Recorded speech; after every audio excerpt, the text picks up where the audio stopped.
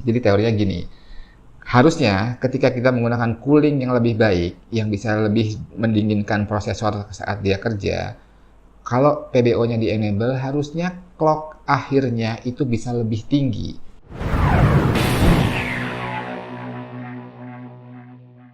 Halo, salam istimewa dari Jogja, dan saya Andi dari Jawara Media. 2 Februari, akhir 2021. Kita akan bahas apa episode kali ini?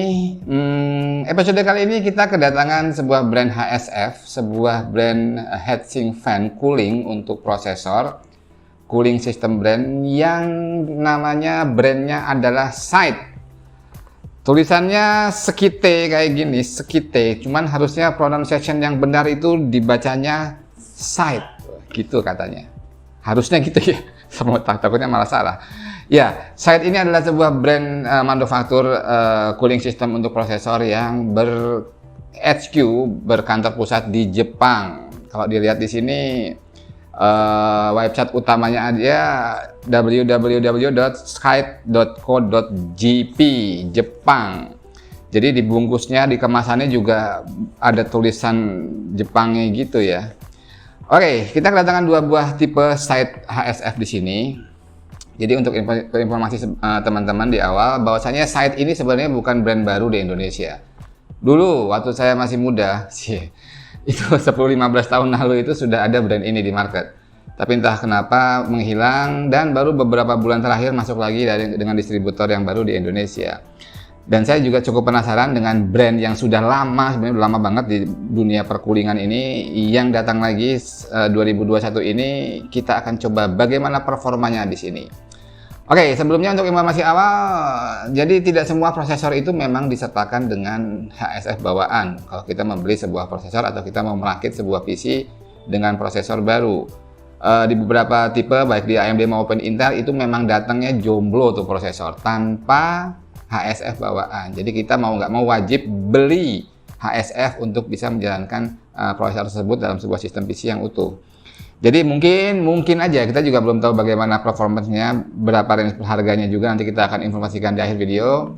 Mungkin salah satu dari HSF ini juga bisa jadi alternatif buat teman-teman yang ingin ngerakit PC atau ingin upgrade cooling bawaannya dengan yang lebih baik. Kita akan bahas lebih detail di sini. Kita buka dulu, kita lihat dulu kemasannya, isinya dalam kemasan ini apa aja, kelengkapannya seperti apa, support prosesornya apa aja, baru kita ngomong lebih detail tentang si Scythe cooling ini. Jangan kemana-mana teman-teman.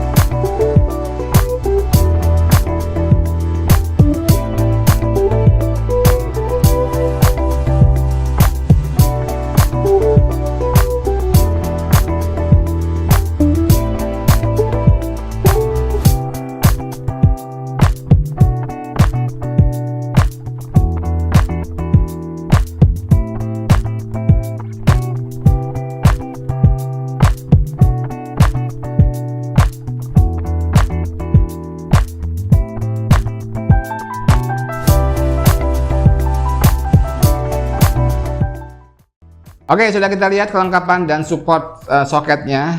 Hampir semua soket prosesor terkekinian sudah bisa disupport oleh Fuma 2 ini ya. Kita pertama bahas Fuma 2 dulu. Ini salah satu top of the line-nya yang masuk di Indonesia, Fuma 2. Kita lihat konstruksinya dual tower, fin-nya dual tower ya. Kita lihat ada kanan dan kiri. Dan dilengkapi dengan 6 buah head pipe. Kalau teman-teman lihat di sini 12, 6 sama 6, sebenarnya ini nyambung. Jadi secara teknis cuma punya 6 head pipe dengan diameter 6 mm. Terus base-nya seperti apa? Bagian bawahnya kok nggak copper min? Sebenarnya ini copper, cuman sama Scythe sudah dilapisin, di coating dengan nikel. Supaya apa? Supaya lebih cantik kali ya? Enggak juga. Dengan nikel ini kita bisa juga menggunakan thermal pasta dengan jenis liquid metal. Jadi kalau teman-teman pernah dengar ada thermal pasta yang liquid metal yang katanya paling bagus sekarang, itu persyaratannya tidak boleh menggunakan copper base. Jadi dari site sendiri sudah memikirkan untuk melapisi bagian coppernya dengan nikel. Juga harusnya head pipe-nya dari copper sudah dilapisi dengan nickel plated. Tetap kalau kita kerok ini dalamnya akan tembaga. Oke, secara dimensi seperti ini cukup tinggi, tapi tidak terlalu tinggi, masih oke lah untuk casing-casing menengah ya, asal tidak terlalu tipis casingnya, masih masuk saya kira. Dan kita lihat bahwasanya konstruksinya agak tidak simetris seperti ini. Mungkin teman-teman bertanya kenapa harus dibuat kayak gini, nggak lempeng ke atas aja. Oke, kita coba berpikir positif bahwasanya memang si site ini engineeringnya memikirkan sampai sedetail mungkin. Jadi di bagian sini saya yakin ini akan menghadap ke RAM seperti ini, ke memori. Dan biasanya di beberapa brand ada permasalahan ketika kita memasang HSF third party dengan memori dengan profile yang tinggi. Maksudnya kalau memori sekarang ada RGB-nya secara dimensi pasti lebih tinggi karena ada space untuk masang lampu di bagian atas. Di beberapa brand itu jadi masalah karena mentok sama HSF-nya. Tapi di saat ini kayaknya dipikirin secara matang sehingga bagian yang menghadap memori dibuat lebih rendah seperti ini, lebih tinggi maksud saya, dibolongin, dikurangin fin-nya ya. Oke, kita akan lihat nanti ketika dipasangkan dalam sistem kita ya, pengujian kita. Dan paket penjualnya dilengkapi dengan dua buah fan yang tebal dan yang tipis, dan ini akan ditaruh di tengah satu, di luar satu, seperti ini harusnya posisi pemasangannya. Dan dari fan-nya sendiri menggunakan teknologi bearing yang lebih advance menurut saya. Lebih advance dalam artian bukan bearing biasa, dia menggunakan teknologi FDB, Fluid Dynamic Bearing, yang memungkinkan dia berjalan lebih silent. Jadi secara teknis, spesifikasi teknis fan ini bisa sampai ke 1200 RPM. Dan harus sekarang dengan teknologi FDB ini dia bisa lebih silent walaupun kita paksa maksimum di RPM maksimum. Nanti kita akan buktikan bersama-sama. Oke, ini yang Fuma 2 ya. Kita akan beralih ke yang kecil, Biako 2. Kelihatan di sini bahwa dimensinya memang lebih kecil dan pasti harganya juga lebih murah. Harusnya di angka kisaran Rp400.000. Nanti untuk detail harga kita akan tulis di deskripsi ya. Kita lihat di sini menggunakan 3 buah head pipe single tower aja, nggak pakai dual tower terpisah seperti Fuma 2, dan sebuah fan dengan diameter 9 cm. Head pipe-nya diameter sama 6 mm dan sama juga bagian bawahnya sudah di nickel plated, nickel coating, nickel plate, nickel coating, dilapisi nickel bagian koper bawah dan bagian head pipe-nya. Dan menggunakan konstruksi pemasangan yang saya paling suka ya dibandingkan dengan yang lain, karena ini nggak usah nyopot bracket asli. Kalau di pasar AMD harus nyopot bracket asli, ini nggak usah pakai bracket bawaannya, tinggal dikunci seperti ini harusnya beres, lebih praktis. Ini mekanismenya sama dengan white prism ya, nggak usah nyopot plastik bawaannya dari motherboard AMD-nya. Oke, kita akan cobakan ini 2 buah side HSF yang masuk ke lab kita dan kita akan bahas habis ini. Oke, kita akan menguji 2 buah HSF dari side. Sebelumnya kita akan bahas dulu testbed apa yang kita gunakan pada episode kali ini. Di sini ada 2 buah side HSF. Yang pertama Fuma 2, yang kedua Biako 2. Kalau kata Bambis bahasa Jepangnya Fumani sama apa? Biakoni. Gitulah kira-kira kata dia, nggak tahu juga benar apa salah. Yang diketawain ya teman-teman. Oke, untuk pembanding kita akan menggunakan 2 buah HSF stock cooling dari AMD. Yang pertama Wright Tilt yang sedang kita pasang di sini. Ini adalah default HSF bawaan dari paket penjualan Ryzen 3, Ryzen sampai ke Ryzen 5 masih pakai ini ya. Jadi kayak Ryzen 5 3600. Even kalau nggak salah Ryzen 5 5600 yang firmware juga masih menggunakan paket penjualan Wright Tilt HSF-nya. Terus yang kedua kita menggunakan Wright Prism. Ini cooling dari AMD juga yang lebih advance. Biasanya dipaketkan dengan paket penjualan Ryzen 7 generasi yang kemarin yang 3000 series ya. Kelihatan lebih advance bahwa di sini sudah menggunakan head pipe juga dan fin-nya serta fan-nya juga berbeda daripada Wright Tilt. Harusnya performanya lebih baik. Oke, terus apa aja testbed yang kita gunakan pada episode kali ini? Yang pertama, prosesornya apa? Kita menggunakan Ryzen 9 5900X, sebuah prosesor dari AMD dengan teknologi terbaru 5000 series. Arsitekturnya sudah firmware 12 core 24 thread. Terus motherboardnya kita menggunakan X570 chipsetnya dari ASRock Taichi. Untuk RAM kita menggunakan Vengeance Pro dari Corsair.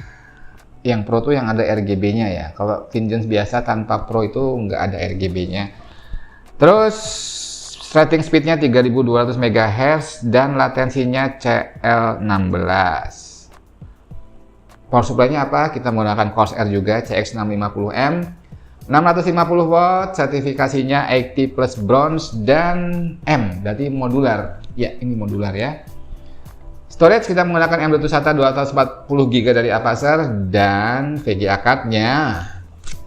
Karena RTX pada goib, 6 GTX yang high-end juga sudah pada hilang, kita terpaksa menggunakan 1030 GTX dari Nvidia. Nggak apa-apa, karena kita akan menguji HSF untuk prosesor, kita tidak menggunakan software yang GPU intensif. Kita akan menggunakan satu software aja pada kesempatan kali ini. Kita mengadakan tes singkat-singkat aja, hanya untuk proving ke teman-teman tentang si state cooling ini, state HSF ini. Jadi kita akan menggunakan satu Cinetic benchmark yang benar-benar CPU intensif, yaitu Cinebench R20 dengan kondisi default. Jadi semuanya akan di-set default, kecuali kita akan nge-load XMP-nya untuk memori supaya bisa berjalan sesuai rating dari pabrikannya 3200L16. Dan kita akan mengaktifkan fitur PBO-nya. Jadi Precision Boost Overdrive-nya itu enable, sehingga secara sistem dia akan meng-allow clock yang lebih tinggi dan juga voltase V-core yang lebih tinggi ketika PBO-nya kita aktifkan. Tapi konsekuensinya suhunya juga harusnya sedikit lebih panas. Dengan kondisi itu kita akan menguji kemampuan keempat HSF ini dalam menghandle sebuah 5900X ketika PBO-nya kita enable. Jadi teorinya gini, harusnya ketika kita menggunakan cooling yang lebih baik, yang bisa lebih mendinginkan prosesor saat dia kerja, kalau PBO-nya di-enable, harusnya clock akhirnya itu bisa lebih tinggi. Jadi salah satu parameter PBO itu adalah suhu. Ketika suhu lebih rendah, dia akan lebih bisa menaikkan clock-nya ketika dipaksa bekerja dengan beban yang tinggi, dengan software-software yang CPU intensif. Jadi kita akan lihat performa keempat HSF ini ketika kita load dengan Cinebench R20 yang benar-benar CPU intensif. Apakah suhunya bisa lebih rendah? Kalau bisa lebih rendah, harusnya clock-nya ketika PBO enable bisa lebih tinggi dan bisa kita lihat juga di skor akhirnya.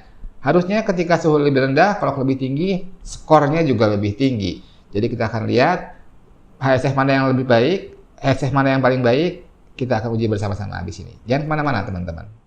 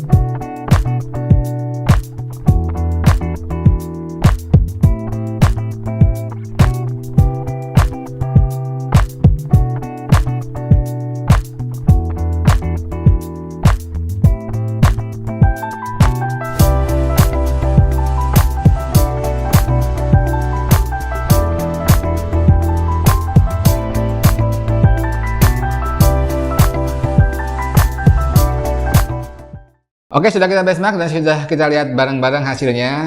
Kalau dari performance kita bisa lihat bahwa di antara 4 ini Nomor satunya dalam artian yang paling dingin bisa menghandle 5900X ini adalah site Fuma 2 dengan maksimum temperatur 84 derajat Celcius ketika kita menjalankan Cinebench R20. Jadi ini adalah angka rata-rata ya, kita looping beberapa kali dan hasilnya kita rata-rata ketemunya 84 derajat Celcius.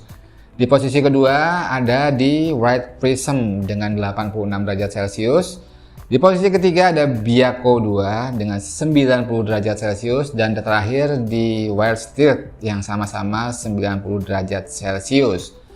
Dari hasil ini, apakah kita bisa membuktikan bahwa ketika suhunya lebih rendah, skornya dalam tanda kutip performance-nya bisa lebih tinggi? Dari hasil tadi bisa kita lihat itu memang terbukti. Ketika kita menggunakan Fuma 2 dan yang lainnya, kita bisa lihat suhu terendah ada di Fuma 2, skor tertinggi Cinebench R20-nya juga ada di Fuma 2. Kita bisa lihat Fuma 2 bisa menyetak skor rata-rata 8.378 poin. Dan itu masih secara konsisten lebih tinggi dibandingkan White Prism, Biako 2 maupun Wild Stilt. Kita lihat perbedaan dengan Wild Prism tidak jauh, sekitar 70 poin saja, cuman itu konsisten, memang bisa lebih dingin dan lebih tinggi performance-nya. Ketika lebih dingin bisa lebih tinggi performance-nya walaupun hanya beda 2 derajat Celcius. Oke, terus gimana yang Biako 2? Kalau kita lihat secara performan masih di bawahnya White Prism dengan selisih yang cukup banyak ya. Kalau kita lihat secara derajat Celcius emang cuma 4 derajat. Cuman secara skor Cinebench lumayan, sekitar 700 sampai 800 poin lebih tinggi ketika menggunakan White Prism. Dan ini yang menarik, ketika dibandingkan dengan Wild Stilt, walaupun suhu tercatat maksimumnya itu sama di 90 derajat, tetapi secara konsistensi Biako 2 ini skor Cinebench-nya lebih tinggi lumayan, sekitar 300-an poin dibandingkan Wild Stilt. Kenapa bisa demikian ketika suhu yang tercatat maksimumnya itu sama 90 derajat, tapi kok ini bisa konsisten lebih tinggi? Ini dimungkinkan ketika kita menggunakan HSF yang lebih baik, walaupun akhirnya sama di 90 derajat, cuman perjalanan menuju 90 derajatnya itu yang berbeda. Yang Biako 2 ini kita amati memang lebih lama untuk bisa mencapai 90 derajat, sehingga dia jalan di 90 derajat itu ketika akhir-akhir benchmark aja. Berbeda dengan Wild Stilt yang mungkin di 3/4 benchmark dia sudah manteng di 90 derajat, sehingga di 3/4 benchmark terpaksa si sistem menurunkan clocknya. Di situ bisa kita lihat dari hasil skornya yang berbeda secara konsisten sekitar 300 poin. Oke, terima kasih teman-teman masih bersama kita, dan dari hasil pengujian site HSF ini kita bisa mengambil beberapa kesimpulan bahwasanya khususnya untuk AMD Ryzen System yang bisa mengenablekan fitur PBO, penggunaan HSF yang lebih baik itu bisa benar-benar instantly menambah performance dari sistem PC kalian, sistem AMD Ryzen kalian. Tadi bisa kita lihat perbedaannya cukup signifikan antara Wild Stilt yang kita gunakan di sini dengan Fuma 2 di sini, bisa sampai 1200 poin di Cinebench R20, itu gede banget menurut saya. Jadi kalau ada pertanyaan kira-kira cara apa yang paling gampang untuk meningkatkan performa sistemnya, mungkin dari kesimpulan kita kali ini kita bisa jawab coba diganti HSF-nya dengan yang lebih baik.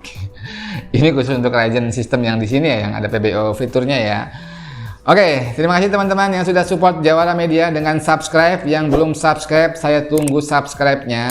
Dan teman-teman kalau yang suka dengan konten apa yang kita bawakan bisa kasih jempol. Kalau ingin sharing-sharing tinggal diklik tombol sharingnya. Dan jangan lupa Jawara Media ini didukung sebelumnya oleh Quadra Syndicate, toko komputer di Jogja, Semarang, dan Purwokerto, juga Red Rocket Extreme System Builder di Jogja.